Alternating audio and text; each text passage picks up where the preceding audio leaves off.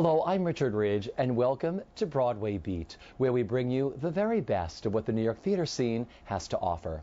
This week we look at a new musical and a classic. We'll chat with Alice Ripley, J. Robert Spencer, and Jennifer Damiano, three of the cast members of Next to Normal, the new Tom Kitt, Brian Yorkey musical, which is directed by Michael Greif, which is just opened to rave reviews at the Booth Theater. But let's start things off by dropping by Studio 54 to catch up with the company of Roundabout Theater Company's latest, which is director Anthony Page's new production of the Samuel Beckett classic Waiting for Godot, starring Nathan Lane, Bill Irwin, John Goodman, and John Glover. Waiting for Godot has just been extended through July 12th. Waiting for Godot remains Samuel Beckett's most magical and beautiful allegories. The story revolves around two seemingly homeless men waiting for someone or something named Godot. Vladimir, played by Bill Irwin, and Estragon, played by Nathan Lane, wait near a tree on a barren stretch of road, inhabiting a drama spun from their own consciousness. While they wait, they meet Pozzo, played by John Goodman, and Lucky, played by John Glover. The result is a comical wordplay of poetry, dreamscapes, and nonsense, which has been interpreted as a somber summation of mankind's inexhaustible search for meaning. His name is Godot? I think so.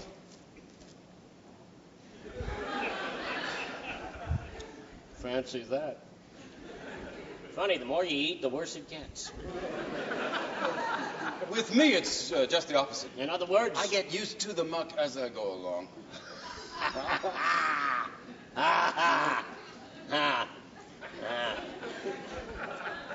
Is that the opposite? It's a question of temperament. Of character. One is what one is. No use struggling. Nothing you can do about it. No use wriggling. The essential doesn't change. Nothing to be done. Well, the thing about him was that he was interested in the tones of voice. He said he'd written the play hearing these voices, and so he was very specific about what they were. And when you get, Nathan has an incredible clown's humour, so he found sort of wit and humour in lines I hadn't realised were there. And I think as you get older, the play means more, probably. It's now more than 40 years since I did it with Beckett. This perfect cast you have put together. I mean, the two of these gentlemen, the way they work together, their comic timing and the trust they have in each other. Talk about that. Well, that's what the play depends on, these people really connecting. And so I've concentrated on, encouraging them to really play with each other, so it changes a little as they adapt to each other. And it's worked very, very well. I trained in New York with Sandy Meisner, who was that was one of the main things, that you watched the other person and you reacted to them. So unless you trust the other actor, the performance isn't so good. It gives you something to anchor in. It's magic for us every night. It's the hardest thing either Nathan or I have ever done. We agree on this. Some things we don't agree on, that we agree on. But, and it's a little bit, I don't want to be too self-congratulatory, but it's a little bit like playing professional sports. You show up, pad up, gird up, brace up, and then go and hope you're strong at the end of the second act.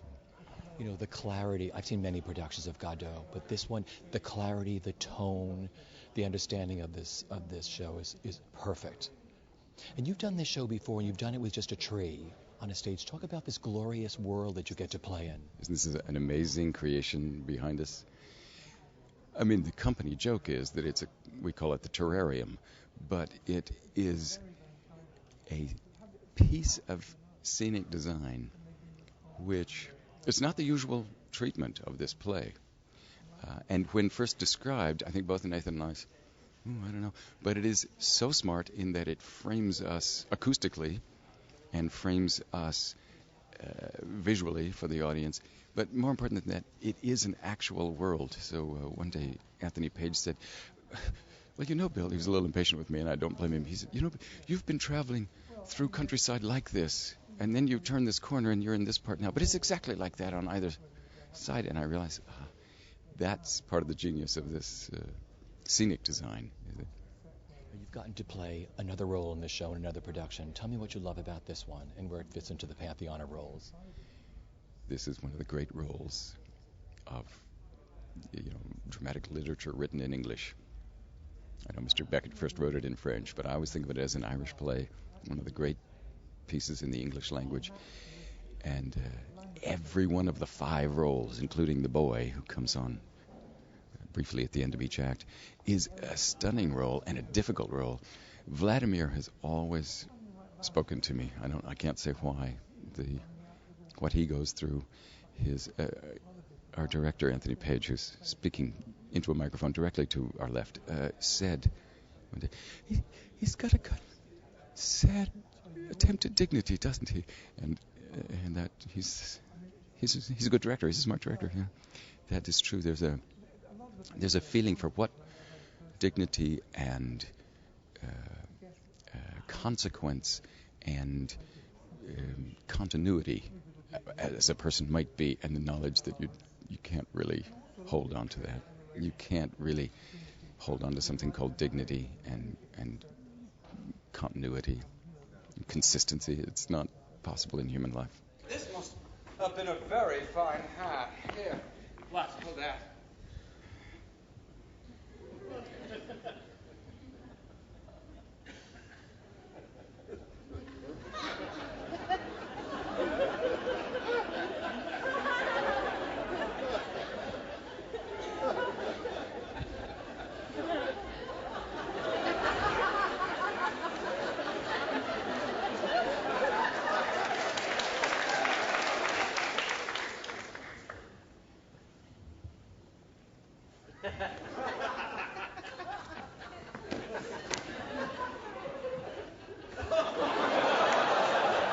It's been tough. I mean, but there's no despair in it, or I didn't whine about it or anything like that. It's just been tough, but I knew with these guys and this director something had happened, and just kept putting one foot in front of the other. So, at least I'm not embarrassing myself. Oh, you were not doing that. But no, it's a great learning experience. And boy, is that a cliche, but it's true. I think that's what it's supposed to be. And I mean, this thing about the role is I find something new every night, and it keeps things fresh and interesting. Sometimes they're the wrong things, but I kind of know when they are. For me as an audience member, I've seen many productions of this show, but I think there's a tone to this, and there's a clarity that, it's really right on this production, everything about it. I think that's Anthony Page. It's and secondhand Beckett almost. He was pretty keen on and it's all the text. It's all in the text. It's all right there. And what a wonderful cast Anthony Page has put together. Talk about what it's like sparring with, your fellow men every night. They make me laugh a lot, and that's a good sign. And they're going to be rock solid right there. And something new comes up, and nobody gets thrown. And we play with the audience, which is cool, which is great.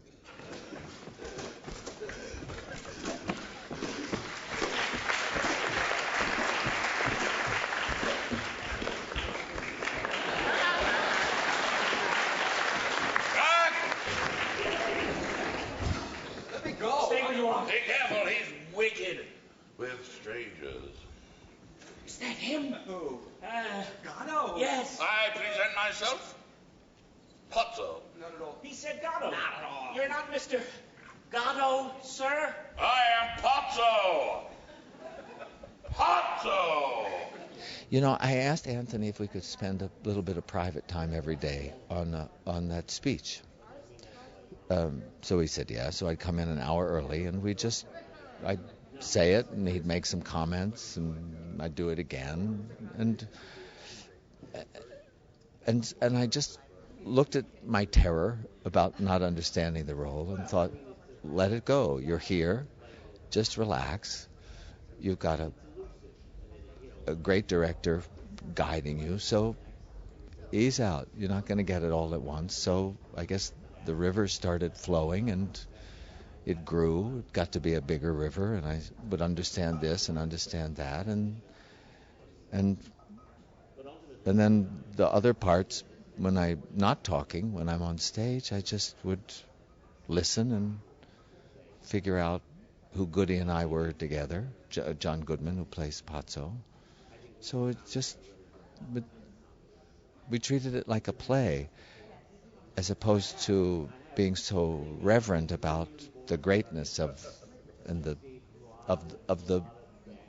Beckett piece of literature that changed the world of theater forever, which I think is how most people look at it, because it's this amazing play. But I think people are finally understanding the human quality of what the play is about now.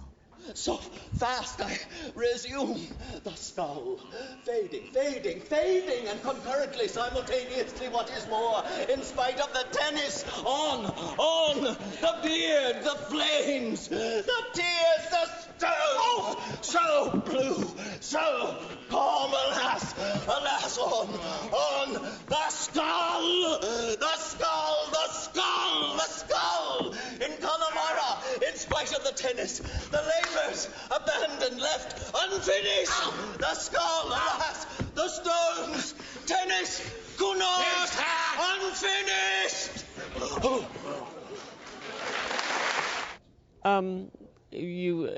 We've discovered that you can never guess how the audience is going to react to it. We've had a variety of, where there's either nervous laughter or, sometimes, people it's very quiet, and I don't mind it if they're quiet, but we had a matinee the other day where a man, towards the end of the first act, there was a commotion. Bill and I heard a commotion. John Goodman had just left the stage, and we were waving goodbye to him. And there was a commotion, and a man screamed at the top of his lungs, "Let me out of here! Let me out of here!" And we heard banging on a door, and this went on, and people screaming, and then obviously someone let him out. And then there was a long pause, and I said to Bill, "What do we do now?" And he said, "I don't know. Let's go." But, I'm sure Sam Beckett would have been very proud that we drove someone out of the theater. You never know. That's the thing about the play. It's been doing that since 1952. So it's good. It's healthy. But for the most part, people have been a little more effusive about the play in a more positive way. I think Anthony has cast this thing beautifully. What is it like sparring with your fellow cast members 8 times a week? Oh, well, they're great. They're all individually really brilliant and accomplished actors, and they all know their way around the stage, and so you feel very safe and comfortable, and to be spontaneous and try things, and everyone has been very, I must say that it's another thing people have said is the level of commitment from all of us to this piece, and so yeah, it's been nothing but a pleasure. This is how it is. The bow. Use your head, can't you? My only hope. Go light. Bow not break. Go dead. Dee heavy. Bow break. Dee alone. Whereas I hadn't thought of that. if it hangs you, it'll hang anything. But am I heavier than you? So you tell me. I don't know. There's an even chance. Or nearly. Well, what do we do?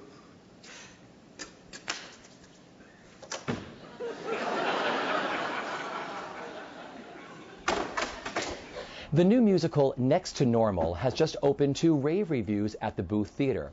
With music by Tom Kitt, book and lyrics by Brian Yorkey, and direction by Michael Greif, the cast includes Alice Ripley, J. Robert Spencer, and Jennifer Damiano. All 6 of them have been nominated for Tony Awards, which brings the show's total to 11.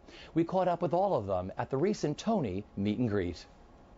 Next to Normal made its world premiere last season at Off-Broadway's Second Stage Theater and was subsequently revised for a limited run by Arena Stage in Arlington, Virginia.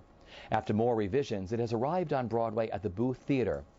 The musical tells the story of a mentally unstable mother, Diana, played by Alice Ripley, and the waves she creates in the lives of her family, which includes her husband, Dan, played by J. Robert Spencer, daughter Natalie, played by Jennifer Damiano, and Gabe, played by Aaron Tveit. Tell me what to do. Tell me who to be. As we can see, I am the one who won't stay. I am the one who stays. I am the one I won't walk away. Yeah, yeah, yeah. I am the one who gives. And now you tell me that I won't give a damn. I know you know who I am. Yeah, yeah, yeah, yeah. That's who I am. Yeah, yeah, yeah, yeah. That's who I am. Yeah, yeah, yeah, yeah. That's who I am. 'Cause I'm holding on.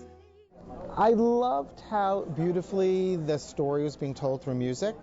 I thought that I thought that the passion in the story and the struggles in the characters applied beautifully to the musical form. I thought there was a real integration and a real reason for people to sing, either in joy or in mourning. And then I loved, as we worked on it, how credibly Brian and Tom depicted the issues of mental illness, and how realistically they got at the mind and the mindset of someone struggling with these issues. There was so much to hold on to. There was so much great stuff to read. There was so many things to be able to tell the company about real lives that fed into the lives they were creating because the material was so rich. The audience takes such an emotional trip with this show. Why do you think they've fallen in love with this musical on Broadway? Well, I think that everyone recognizes a bit of themselves in it. I also, I think if everyone's been a part of a family, those sibling rivalries, the fighting for parents' affections. I mean, there are so many things, whether or not they are as extreme as they are in this story, that ring true. Again, it just has to do with truth and people recognizing truth. It means everything. It's I couldn't be more thrilled. It's a testament to Brian and me and the collaboration we have. We met at Columbia College back in 1994. I got into musical theater to write with Brian, and I kind of call it we're the garage band version of musical theater. Dreaming of being here, and the fact that this show that we never had any expectation would come to Broadway, would have this kind of life. The fact that so many people have gotten on board and supported it, and now we're here, it means so much to me and all the people around me that are sharing it. Yes. I mean, because the journey of the show, like you said, has been really interesting. Yeah, it's been very interesting and unorthodox. But, I think that everything that's happened to the show has happened for the right reason. And along the way, it was sometimes frustrating and we had questions and didn't know if we would ever get to this point. But I think that our producers gave us an incredible opportunity to keep working on it without any expectation, just to get the piece as right as we could. And the fact that, again, that it's here is just a testament to everybody's faith and belief in the show.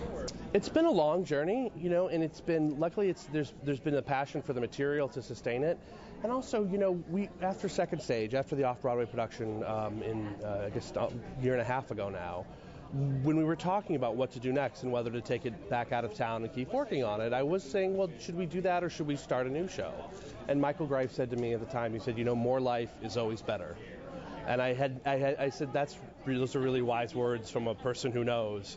And so, to be able to keep working on your show is a privilege that not everybody gets. And so the fact that we kept, from the first reading we did to Nymph to second stage to arena stage to Broadway, the fact that we were given the opportunity to keep working was, invaluable. And so wonderful. And your collaboration with Tom, talk about that.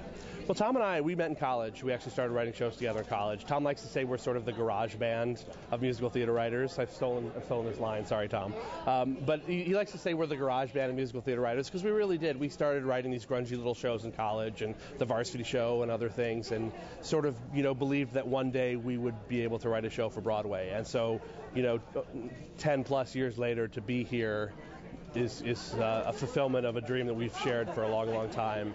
And, I think that he's obviously an incredibly talented man. He's also an incredibly generous man, and we have a wonderful sort of collaboration whereby we're neither of us worried about whose idea is better or who wins this argument or that argument. We're both really committed to writing the best material we can, whatever that means. And to have that sort of commitment to our work that we share and to just have a very easygoing way of going about it is incredibly fortunate. I feel blessed.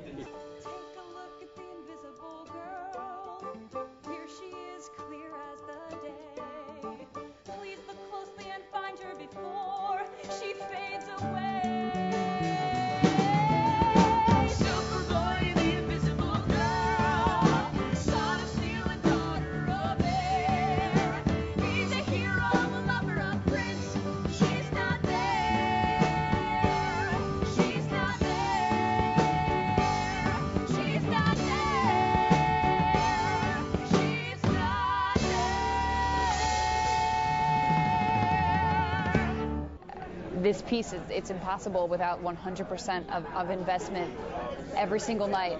And we've all worked really hard to create this really amazing chemistry between each of us and with our characters, that to have that recognized to the extent of getting 11 Tony nominations is really amazing. I feel, we're all so invested in the show that it's it's hard to even talk about it. It's hard to stand outside of it because we're all, it means so much to each of us. And to have that be recognized and to have the show be taken that seriously is really important to me and makes me feel, like I'm doing a good job every night. And I just, I don't want anything to jeopardize what happens on stage every night. That's really what's most important to me, is just telling the story and singing out and letting every single audience member, be affected by my part of it, by my dynamic in the show, because, that makes me feel like I've done my job. I was here at her side when she called, she cried. How could she leave me on my own? Will it work, this cure? There's no way to be sure. But I'm weary to the bone, and whenever she goes flying, I keep my feet right on the ground. Oh, now I need a lift, and there's no one around. It means everything. It means all my hard work and patience and persistence and prayer. It pays off in the end, man. And I was into this role. I had done the workshop of this at Second Stage before they moved to Second Stage, but I couldn't get out of Jersey Boys to do it at Second Stage, but I played the therapist. The whole time I was like, I really want to play the husband. And when Brian was doing Shrek, I made a call and I said, I want the role of the husband. Because I knew they were going to Arena Stage to give it one final little tweak. And I knew when they did that, it was going to come here and it was going to go. I knew it. And my wife and I both knew it. So we rolled the dice and here we are. So this role means everything to me. And being part of a new musical, what that means? The thing that's great, not just being part of a new musical, an original new musical, is something that hasn't happened on Broadway in how long? So this is incredible, and nothing has as much of an impact on this city and our audiences than Next to Normal. It's heartbreakingly beautiful. The great score you get to sing. You rock with this stuff. Thank you. Thanks. I'm blessed. I'm thrilled because I get to do an opera, like a rock opera. There's that much actual spoken dialogue, and so many people that have seen me in Jersey Boys, where all I did was, "Why don't you come on?" They say to me at the stage door, "I had no idea you could sing." I was like, "Well, thank you. This is what I've been waiting to share with audiences for so long, and this role has done so much to convey that, so it's wonderful. I love singing this music. Every song is an 11 o'clock number. Every one.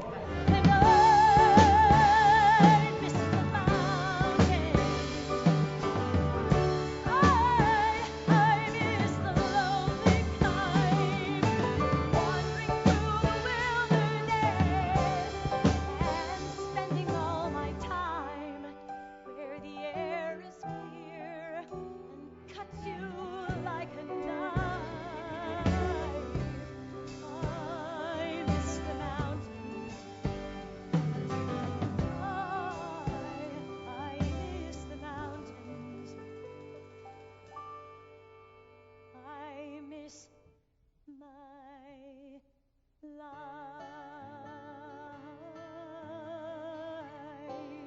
Yeah, I mean, it feels like I'm fulfilling my destiny or fulfilling my fondest dream, because that's what I've always wanted to do. At a young age, I started getting involved with original pieces at the college I went to, and it just whetted my appetite, and I never was satisfied with doing anything else, really, in the same way. I always wanted to work on something new.